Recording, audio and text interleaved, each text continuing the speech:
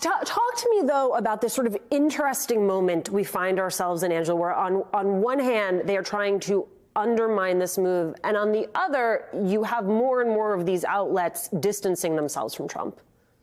Yeah, there's this weird tension now, and I would point out that right now, the right-wing media is sort of in flux, and including Fox News. I mean, they're not as reflexively pro-Trump as they had been, which was entirely in lockstep. But I would point out that they're still more defensive and pro-Trump than they were in 2015 and for most of the early parts of 2016.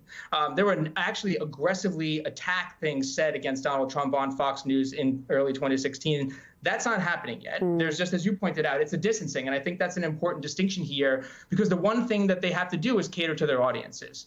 And their audiences aren't fully ready yet to turn on Trump. What they're ready to do is maybe get some distance, maybe have other people rise up. So they're going to have to walk a fine balancing act. And that actually matters a lot. Because when it came to Mueller and a lot of these other sort of Fox-fueled, right-wing media-fueled attacks, what makes them so potent is the repetition and the fact that they can leverage political power to reinforce the lies and the narratives that they tell people. When it's diluted, it's just not as strong. So there's going to be a lot of performative check-off-the-boxes type of defending of Trump. Do I think they're going to be devoting as much airtime to it? It's not clear yet. Maybe some shows. I mean, a very large portion of Laura Ingraham's show was dedicated to attacking Garland and this hearing, and the special prosecutor. But I think it's going to be mixed, and that does make a difference because it actually creates some space where others can step up, where maybe there can be some meaningful challenges. But there's going to be a lot more friction in food fights, and we're just at the beginning of this. But it's not as big of a deal as I think as everybody is pointing out. Fox is still very, very pro-Trump, big time. Friction and Food Fights is going to be a great name for the book you write, Angelo. I have about a minute left, but I got to ask you about what's happening at Twitter, specifically Elon Musk putting up a Twitter poll yesterday as to whether he should reactivate Trump's Twitter account. In the past half hour, the Trump campaign issued a statement urging supporters to vote yes. Talk me through that. I think it is so important and smart that you did both of these topics together, because they actually are linked.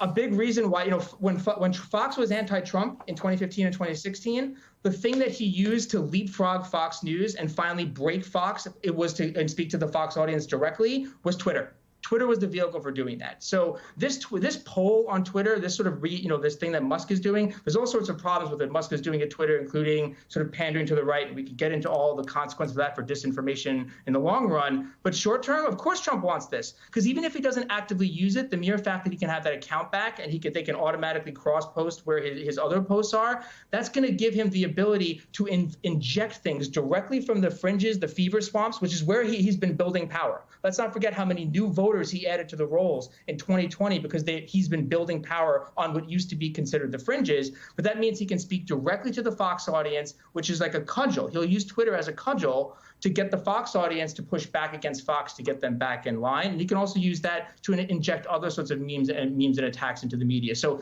the answer to that first point about how much difference there's going to be, in a way, is in large part determined by what the outcome of this is. And we all know where this is heading. Musk is going to let him back on, and then the effect of that is going to be almost immediately Facebook is going to turn around and reactivate his accounts as well. And that's going to matter. The algorithms are going to change. He's going to be able to raise much more money. And he's also going to be able to start organizing that audience again, at least to sort of slow down that distancing that Fox has been trying to do.